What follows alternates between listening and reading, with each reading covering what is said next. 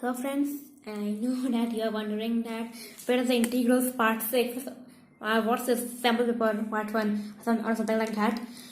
But friends, you know that in here the boards are coming very nearby, so I thought that why not to prepare you all for the maths board here. Okay, so don't worry, because my integrals part 6 will resume after I complete the whole question paper of the maths board. This is the sample paper of the maths board of 2021, and this will have 30 questions. Okay, so it would take 5 or 6 parts to cover. So I will explain you the method. Okay, so let's open the paper. Okay, so let it download. Until then I'm pausing the video. So it has downloaded now. Let's see it. So the question number 1, it is a very simple question, but we are starting from simple only, and I will explain some concepts which are needed in between. Okay, first question says express 156 as a product of primes. Okay, so we have to express 156 as a product of prime number. Okay, so we all have studied prime factorization, so here's what we need to do, and this is the NCERT board. Okay, so for the ones who don't know, so this question from the first chapter, real numbers. Okay, chapter 1, real numbers. The prime factorization of 156, it is very simple, but I am doing it. 2, 7, 8, 2, 3, 9, 3, 1, 3 cannot be cut. So what's the answer? See, I am also showing you how to represent in a paper. 156 is equal to what?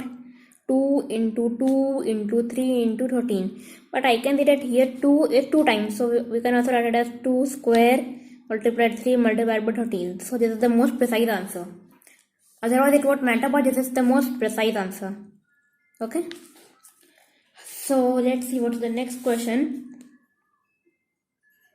Okay. So the question number 2, it is from the chapter 2 of class 10 NCERT board. The chapter 2 is polynomials. Okay, it says write a quadratic polynomial, sum of whose zeros is 2 and the product is minus 8. Okay, so means it says write a quadratic polynomial. Now a quadratic polynomial is in the general form of ax square plus bx plus c is equal to 0, as we know. And it says that the sum of the zeros. Now the zeros means basically if we make the equation equal to 0, or maybe the solutions you can say, if we make the equation equal to 0, the sum of the zeros is 2 and the product is minus 8. Okay, means if you add both the zeros of the equation, you would get 2, and if you multiply the zeros, you would get minus 8. Okay, so let's write sum of zeros is equal to 2, product of zeros, I'm not writing it here, is equal to minus 8. Okay, now we are ready to solve it. So we will be solving it by the identity we learned in class 8, and this is a very simple question. See, we know the identity, what we know, that a quadratic equation or a quadratic polynomial can also be expressed as x square minus a plus b in bracket x plus ab. A quadratic polynomial can also be expressed by this. You have to also write quadratic polynomial can also be expressed as, okay, and this is the form. You have to write it here. Okay, now here a and b, a is 1 0, b is another 0. Okay, so one thing I need to tell you here, that it is the fundamental theorem of algebra, that you have to see that the degree of the polynomial. For here the degree is 2. Okay, so means this equation will compulsorily have 2 solutions. Okay, this is the fundamental theorem of algebra. So here a and b both are zeros. So it says that the sum of the zeros is what? 2, and here a plus b. They are in the sum. Okay, they are in the sum, right? So it would be here too, because the sum of the zeros, we will let the zeros to be a and b, the sum of the zeros would be 2, and the product a into b, which would be minus 8. So our quadratic polynomial will be what? This into minus 8 square minus 2x minus 8. So this is our answer. This is the quadratic polynomial which is required. You can even check by factorizing it that the solutions of this equation when it is equal to 0 are this, if the sum of the zeros is this and the product of the zeros is this. So this is our answer. So let's proceed to the third question. It's also of chapter 1, real numbers. So it states, given HCF of 96, HCF of 96 and 404 is equal to 4. So I have to find the LCM, it is written in the question.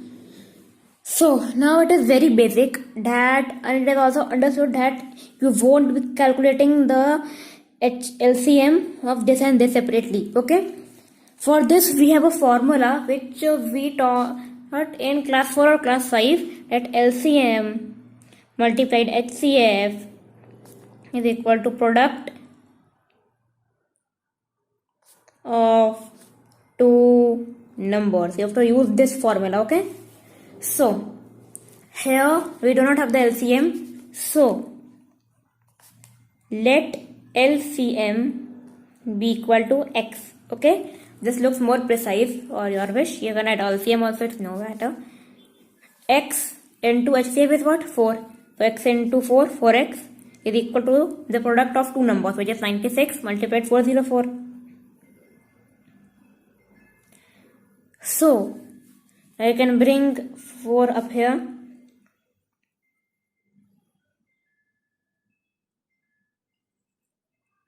So if you solve it, it will be cut with 101. So 96 into 101, it would be 9696. Okay, 696. So x is equal to what? 9696. Therefore LCM is 9696. This is how you need to present.